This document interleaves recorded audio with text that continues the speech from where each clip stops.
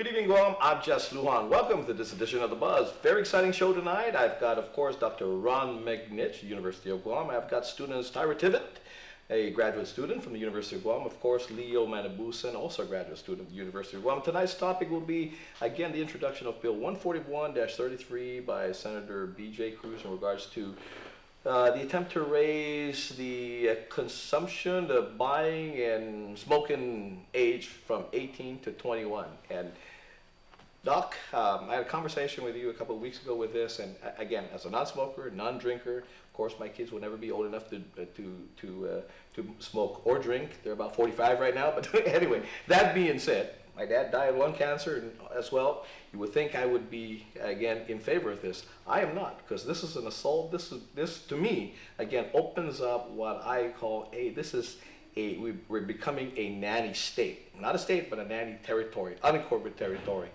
Doc, please, you got your students here. How do they feel about this? Well, I think they'll tell us in just a second. I think that this bill, I have to say, and I'm very blunt about this, there have been 80-odd senators in the Guam legislature for the last 20 or so years. So we've got a whole lot of senators. And among that 80, one of the top, definitely in the top 5 for that 80 is Senator B.J. Cruz. That's how much I respect him. So, I mean, he absolutely does things that are exactly probably what people want from a senator. He raises the very difficult issues and he gets people to discuss them. And I have a lot of respect for him for that. I don't always agree with his bills, but I do respect it that he does raise them and that he does try to get discussion on them. Yeah. And that being said, Tyra and Leo, I don't know how old you guys are. You're of course graduate students, so I'm sure you're probably right at that age where if it passes tomorrow, you can both consume alcohol and buy tobacco. But that being said as well, how do you feel about this? Again, as we go down the line here, I feel again it's an assault on 18-year-olds, 19 and 20-year-olds, and I'm not in favor of this. Tomorrow will be sugars, tomorrow will be fatty foods, and all that. How do you feel? I agree with you. I do not support raising the age. I feel like it's intrusive. And at 18 years old, people can serve in the military, people can vote. So I feel that raising the legal smoking age isn't necessary. Leo? I just turned 21 a few weeks ago. And so I graduated college at 20. And so I was able to teach college students at 20. And people who are 21 or older, and yet, I won't be able to smoke. But I mean, now that I'm 21, the law doesn't affect me. But for those who graduate, let's say 19 or 20, and they're teaching students who may be at the university 21 or older, I don't really think it's fair to them to say, you can't smoke, you can teach. Tyra raised this, and Doc, interject anytime. Tyra raised this in regards to old enough to go to war, old enough to vote, and all that. But remember back then when, of course, the 21 was the age to vote throughout the United States, and presidents and even in Congress at this point, they were debating this issue because they were drafting men and women and men to go off to war. They were coming back in boxes, 18, 19, 20-year-olds. So they were having this debate in regards to you can fight. Why not be able to vote as well? So finally, and it really started, I think in the 40s, 60s got really heated up, 70s, and really I think it was early 70s where it really entrenched in there that 21 was the age because they were supposed to make it just for, in the federal level, Congress, of course, they had to take it to the U.S. Supreme Court. It became the 26th Amendment, if I'm not mistaken, right? And so the Supreme Court says, hey, this is not your work, Congress. This is supposed to be an amendment to the Constitution. So tell us how that happened, Doc. Well, it's very interesting. The 26th Amendment only took, I think it was less than 100 days to pass back in 1971. One of the fastest. One of the absolute, no question it was the fastest, and everyone was in agreement that 18-year-olds were adults and that they had the right to vote. And to me, that's what's at the core of this issue. When is an adult an adult? And what does being an adult mean? Sure. And so what can you do when you're an adult versus not being an adult? And here's the interesting thing. For the purposes of this discussion, before a person is 18, their parents are responsible for them. Sure.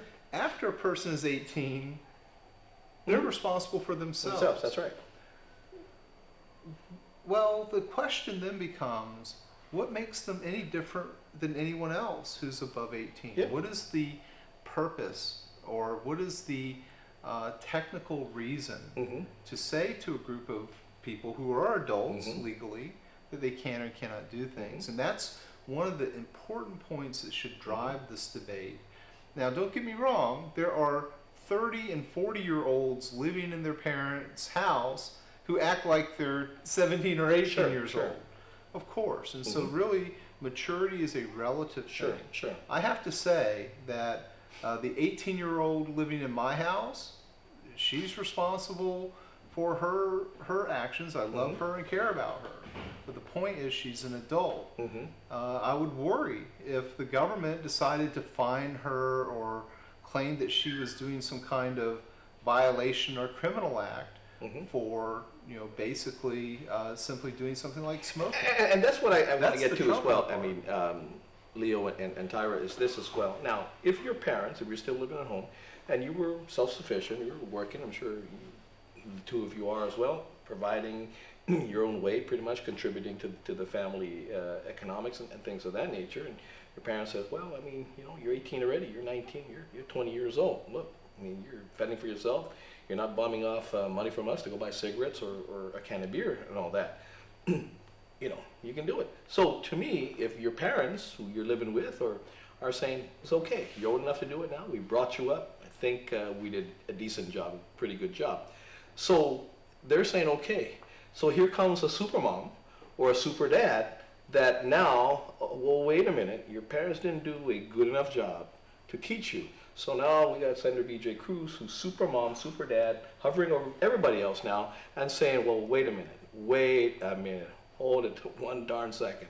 You're not old enough. How do you feel? I mean, this is an assault. To me, this is an assault on people under 21, 18 to 20, basically. A great assault. Well, I have a lot of respect for Senator Cruz, and I know that there's a good intention behind the bill, but personally, I'm not a smoker, and I have nothing against smokers, but I wouldn't see, I mean, even if the law did pass and it was 21, I feel that people are still going to smoke, and if anything, it's going to idolize that behavior, and people are going to want to smoke even more. Sure. I agree with Tyra, and I look up to the Vice Speaker. And if the bill prevented all 18 to 21-year-olds and even above from smoking, I'm against smoking, period. But in reality, it wouldn't, and we need to accept that reality rather than trying to change that view of reality. Yeah. Well, I mean, one of the things is preventing things now. I mean, at this point, right? I mean, one of the biggest things that's happened here in Guam is the obesity rate. Okay, our students supposedly are very obese. You guys are an exception. Okay, and so we have the BMIs now that are basically required in school. Okay, so at some point, I mean, I think it was the mayor of New York now that they're not supposed to sell these 16-ounce drinks. So at some point, because this will be a health issue, and it has been, okay, sweetened drinks, fatty foods. At some point, you can't buy a burger unless you're 18 or unless you're 21, because that is a health issue. It is a public health issue. And so when do we stop? When do we, at what point do we stop? Tobacco or alcohol is worse for you than fat or sugars. We're seeing now that, they start young. They start young. It's not right away. I mean, if you don't start controlling eating habits and all that, the sugar intake, salt intake, where do you stop, Doc? Well, I think that an adult is an adult and a child is a child. And I think we need to have a serious community discussion on where those lines are. And by the way, the topic of the policy could be anything, you're right. Sure. And so I think we need to really say, where is an adult, and what are the things that we allow adults to do, and what are the things that we allow children to do conditionally, and are there things that we allow adults to do only conditionally? Yeah. And as a general rule of practice. But I'll tell you, we regulate the behavior of adults all the time. And we do it through things like court orders. Judges will tell adults who've made some infraction or something else, yeah, you can't do something.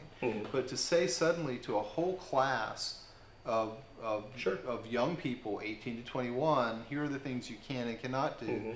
I think there needs to be a serious discussion about that, and that has to be a part of it. Now, there is another part of this bill that I agree with that we need to really take action on, and that's the vaping part.